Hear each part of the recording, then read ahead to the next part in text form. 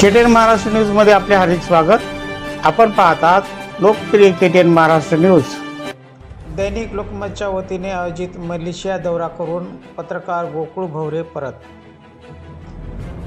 दैनिक लोकमतचे किनवट तालुका प्रतिनिधी तथा पत्रकार संघाचे माजी अध्यक्ष पत्रकार गोकुळ भवरे यांनी दैनिक लोकमतच्या वतीने आयोजित मलेशिया दौरा करून ते नुकतेच किनवटला परतले आहेत। नांदेड जिल्ह्यातील अतिदुर्गम समजल्या जाणाऱ्या किनवट तालुक्यात गेल्या अनेक वर्षापासून सामाजिक बांधिलकी जपत पत्रकारितेच्या क्षेत्रात उल्लेखनीय कार्य करत जनसामान्यांना न्याय मिळवून देण्यासाठी प्रयत्न केले।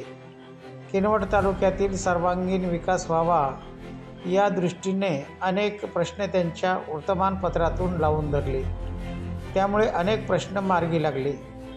त्यांनी सामाजिक व राजकीय तसेच सर्व क्षेत्रातील बातम्यांच्या माध्यमातून जनसामान्यांना योग्य न्याय प्राप्त करून देण्याचा प्रयत्न करीत आहेत। त्यांच्या या कार्याची दखल घेत दैनिक लोकमत समूहातर्फे आयोजित मलेशिया अभ्यास दौऱ्यासाठी त्यांची निवड करण्यात आली होती।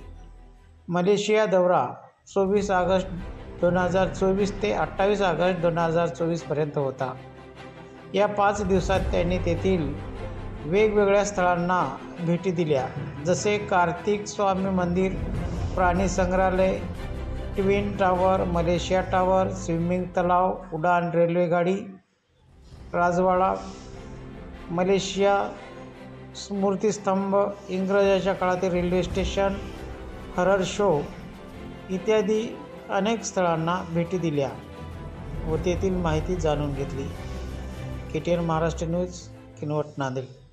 परिसरातील घडामोडी पाहण्यासाठी पाहत रहा केटीएन महाराष्ट्र न्यूज। बातमी पसंत असल्यास चॅनल सबस्क्राईब करा, लाईक करा व पुढील ग्रुपवर शेअर करा।